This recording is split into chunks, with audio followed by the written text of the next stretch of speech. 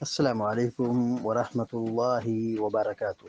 الحمد لله رب العالمين والعاقبة للمتقين والصلاة والسلام على أشرف الأنبياء والمرسلين نبينا محمد وعلى آله وصحبه أجمعين ومن تبعهم بإحسان إلى يوم الدين. أما بعد، فعن أنس بن مالك رضي الله تعالى عنه قال قال رسول الله صلى الله عليه وسلم: لا يرد الدعاء بين الأذان والإقامة. رواہ ابو داود۔ سنن ابو داود کی ایک چھوٹی سی روایت پڑھی گئی ہے۔ شیخ البانی رحمہ اللہ نے اس روایت کو صحیح قرار دیا ہے۔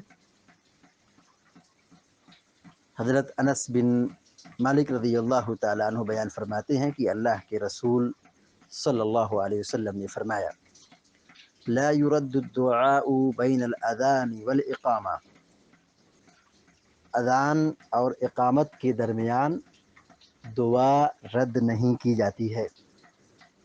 دعا رد نہیں کی جاتی ہے، اس کا مطلب یہ ہے کہ دعا قبول کی جاتی ہے۔ اذان اور اقامت کے بیچ میں جو وقفہ ہوتا ہے 15 منٹ 20 منٹ، اس بیچ دعا قبول ہوتی ہے۔ یہ گھڑی قبولیت کی گھڑی ہے، مگر افسوس کا مقام ہے کہ اکثر لوگ ایسے وقت سے غافل ہوتے ہیں، غفلت کے شکار ہیں۔ دیکھیے، کچھ لوگ ہیں جو اذان کے بعد فوراً مسجد میں آ جاتے ہیں، نماز پڑھتے ہیں، کچھ لوگ قرآن پڑھتے ہیں، کچھ لوگ بیٹھے رہتے ہیں، کچھ لوگ دعا کرتے ہیں، اور اکثر لوگ تاخیر سے آتے ہیں۔ تو بہت کم ہے جو اس حدیث کے مطابق عمل کرنے والے ہیں اور حدیث میں بتائی گئی فضیلت سے فائدہ اٹھانے والے بہت کم ہیں۔ ہماری اور آپ کی یہ کوشش ہو کہ ہم دعا کے لیے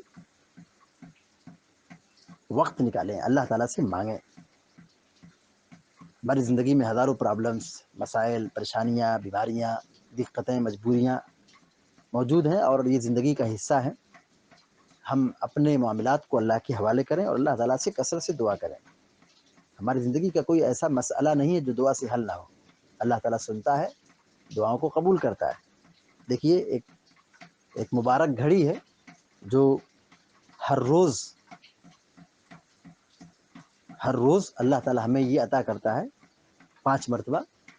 ہر اذان اور اقامت کے درمیان دعا قبول ہوتی ہے، دعا کرنا چاہیے۔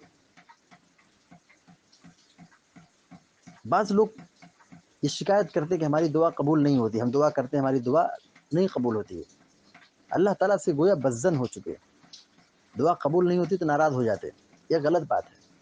دعا کرتے رہیں، دعا مانگتے رہیں، دعا کرتے رہیں، بار بار مانگتے رہیں، ہمیشہ مانگتے رہیں، یقین کے ساتھ مانگیں اور اللہ تعالیٰ سے رو رو کر مانگیں۔ یقیناً اللہ تعالیٰ سننے والا ہے، وہ دعا کو بہت جلد قبول کرے گا۔ تو اذان اور اقامت کے درمیان جو وقفہ ہے، جو وقت ہے، اس بیچ ہمیں دعا کرنا چاہیے۔ اذان کے فوراً بعد بھی دعا کر سکتے ہیں، اور اقامت سے پہلے بھی دعا کر سکتے ہیں۔ آدمی نماز میں دعا کرے، سجدے میں دعا کرے، نماز کے بعد دعا کرے، اقامت سے پہلے۔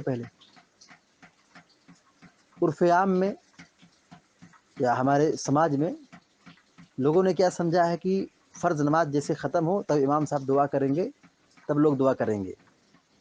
اللہ کے بندو، قبولیت کی جو گھڑی ہے وہ اقامت اور اذان کے بیچ کی گھڑی ہے، اس میں دعا قبول ہوتی ہے۔